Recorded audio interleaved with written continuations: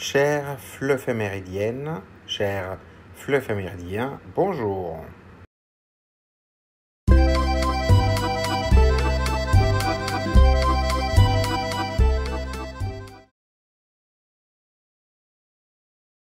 La Journée mondiale du coton, proclamée par l'ONU en 2019, met à l'honneur cette fibre naturelle, cultivée depuis des millénaires, et essentielle à l'économie mondiale.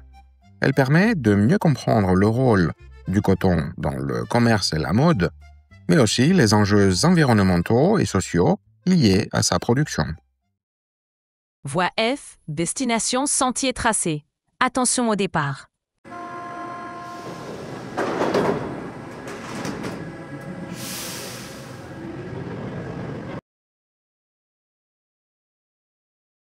Première question. Quels vêtements en coton connaissez-vous? Le coton est partout. Les élèves peuvent donner des exemples simples comme le t-shirt, le pantalon, le pyjama, la chemise ou les chaussettes. On peut aussi penser aux draps, aux serviettes ou aux mouchoirs. Il s'agit de nommer des objets familiers et de comprendre que beaucoup de vêtements sont faits de coton sans qu'on y pense vraiment.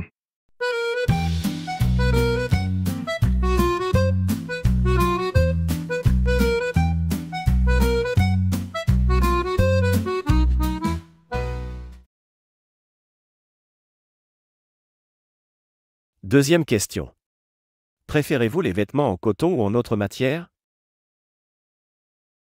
Les apprenants peuvent dire qu'ils aiment le coton parce qu'il est doux, confortable, facile à laver et agréable à porter, surtout quand il fait chaud. Certains peuvent préférer d'autres matières comme la laine pour l'hiver, le lin pour l'été ou les tissus synthétiques parce qu'ils sèchent vite. L'objectif est de comparer simplement les sensations et les usages.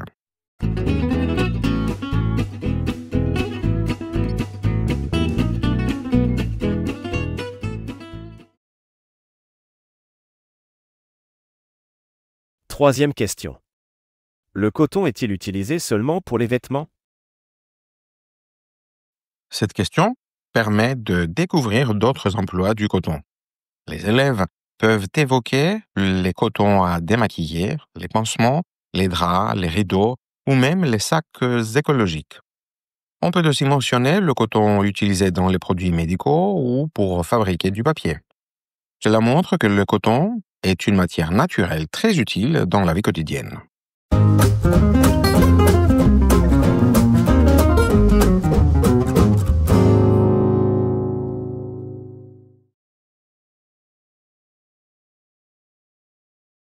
La Journée mondiale d'action pour le travail décent a été instaurée en 2008 par l'Organisation internationale du travail pour promouvoir des conditions de travail justes, sûres et respectueuses des droits humains.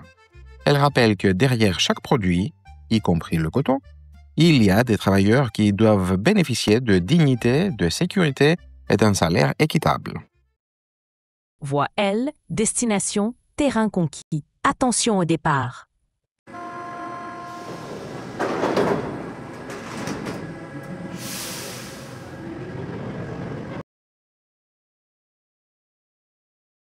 Première question. Pourquoi certaines personnes acceptent-elles de travailler dans des conditions injustes ou dangereuses? Cette question pousse à réfléchir aux inégalités économiques et sociales. Certaines personnes acceptent ces conditions parce qu'elles n'ont pas d'autre choix. Elles doivent nourrir leur famille, payer leur logement ou rembourser des dettes. D'autres ne connaissent pas leurs droits ou vivent dans des pays où le travail est mal protégé. On peut conclure qu'il s'agit souvent d'une question de survie plutôt que de volonté.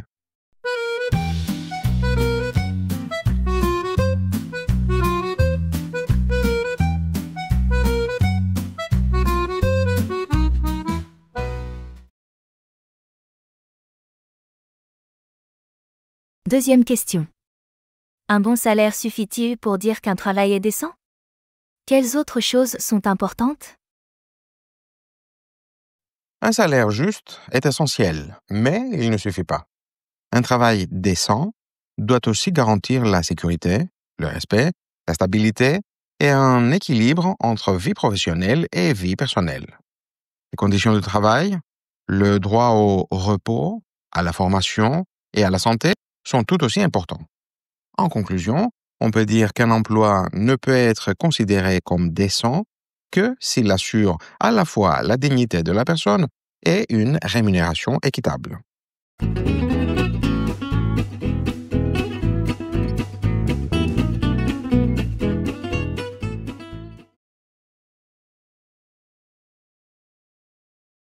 Troisième question. À votre avis, quel est le rôle des syndicats dans la défense du travail décent? Les syndicats défendent les droits des travailleurs. Ils négocient les salaires, les horaires, la sécurité et l'égalité.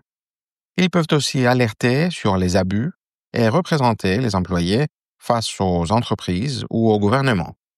Leur rôle est donc essentiel pour équilibrer les rapports de force et améliorer les conditions de travail. Ainsi, sans syndicats, la notion de travail décent resterait souvent théorique.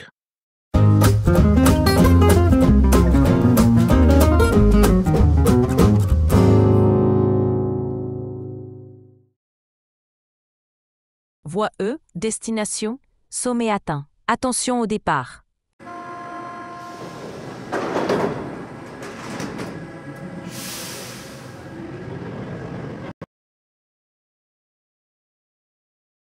Première question. Selon vous, pourquoi certains métiers restent-ils sous-payés malgré leur utilité sociale? Cette question interroge la hiérarchie des valeurs dans nos sociétés. Des métiers essentiels, comme les infirmiers, les enseignants ou les éboueurs, sont souvent mal rémunérés car ils ne génèrent pas de profit direct. Cela révèle un déséquilibre entre utilité sociale et reconnaissance économique. Une réponse approfondie peut souligner que le marché du travail valorise davantage la rentabilité que la contribution collective, ce qui pose un véritable enjeu moral et politique.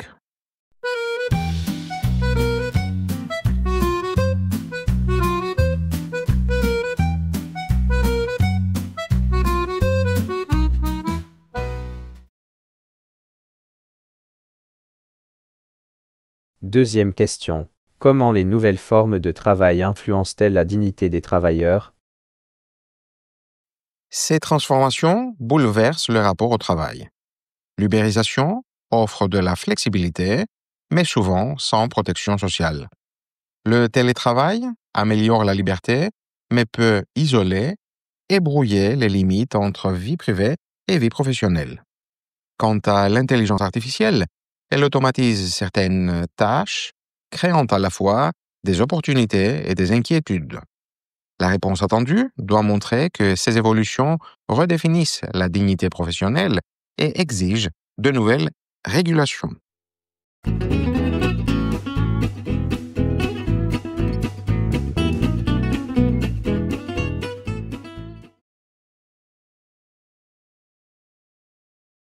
Troisième question. Quelle politique publique serait nécessaire pour garantir le travail décent au niveau mondial? Il faut imaginer des mesures globales. Un salaire minimum international, une meilleure régulation des multinationales, des conventions collectives élargies et un contrôle du respect des droits humains dans les chaînes de production. Les politiques publiques devraient aussi encourager la formation continue et la transition vers des emplois durables.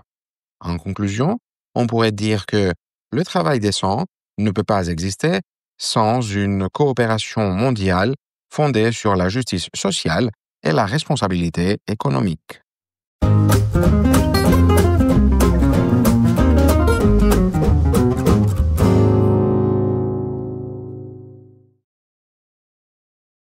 Prochain arrêt. Tu me trouves jolie, même si je suis faite de bois. Je me libérerais de mon marionnettiste si je le pouvais. Pour sauter de cette scène et enfin déployer mes ailes. Mais est-ce que je découvrirais que les gens là-bas ont des ficelles invisibles? Merci d'avoir regardé cette vidéo. Si elle vous a plu, mettez un pouce bleu et abonnez-vous pour ne rien manquer. N'hésitez pas à la partager si vous la trouvez utile et à laisser un commentaire pour donner votre avis.